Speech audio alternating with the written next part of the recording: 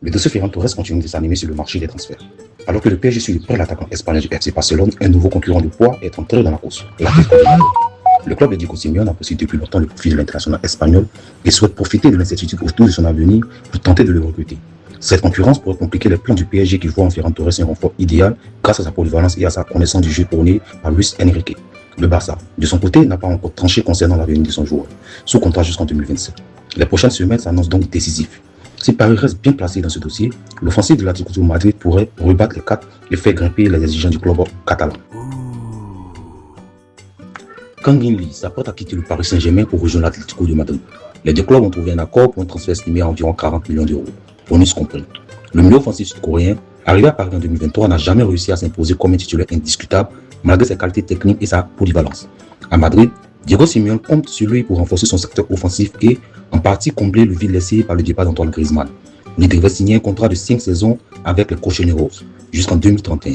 Pour le PSG, cette vente représente une importante rentrée d'argent qui permettra de financer de nouvelles recrues, notamment dans le secteur offensif. Le club parisien accélère ainsi son mercato estival avec plusieurs départs et arrivées attendues afin de bâtir un effectif encore plus compétitif pour la saison 2026-2028. Le PSG poursuit son opération de dégraissage avec le départ officiel de Martin James. Le jeune gardien français de 18 ans, arrivé en fin de contrat avec le club parisien, s'est engagé librement et officiellement avec le club FC Cologne, pensionnaire de Bundesliga.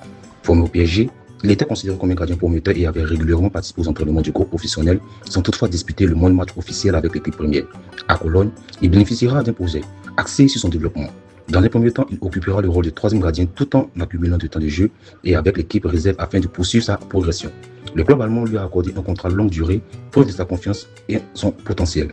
Pour Martin James, ce transfert représente une opportunité importante de lancer véritablement sa carrière professionnelle après 4 années passées au centre de formation parisien.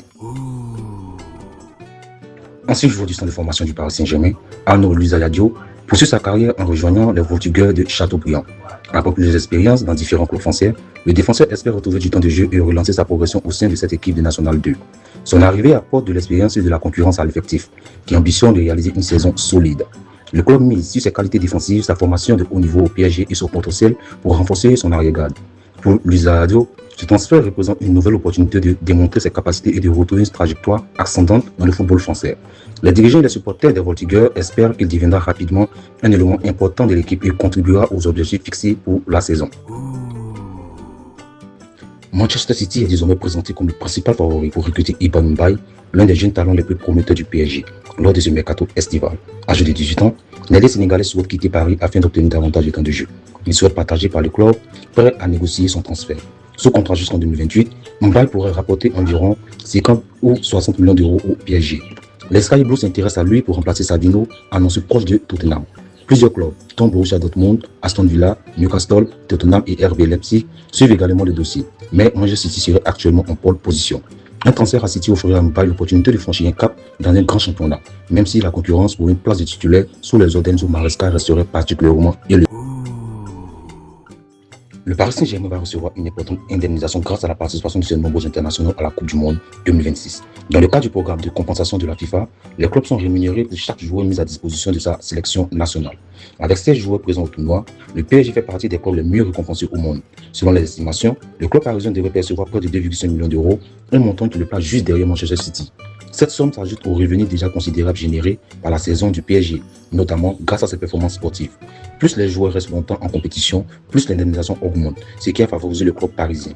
Ce système permet de compenser les risques liés aux blessures et à l'absence des joueurs pendant la compétition internationale, tout en récompensant les clubs qui forment et mettent leur talent à disposition des sélections nationales. Le Paris Saint-Germain a fixé la reprise de ses joueurs ayant participé à la Coupe du Monde 2026. L'entraînement collectif reprendra le 27 juin, mais les internationaux ne reviendront pas tous en même temps. Le club a choisi d'accorder une période de repos adaptée au parcours de chaque sélection nationale. Les joueurs éliminés tôt retrouveront le campus PSG dès le début du mois d'août, tandis que ceux ayant disputé les demi-finales ou la finale bénéficieront de vacances plus longues avant de reprendre progressivement. Cette organisation permettra à Luis Enrique de gérer au mieux la récupération physique de ses cadres après une saison très chargée. En revanche, plusieurs stars parisiennes risquent de manquer les premiers rendez-vous officiels, notamment la Super Coupe d'Europe, le temps de retrouver leurs meilleures conditions.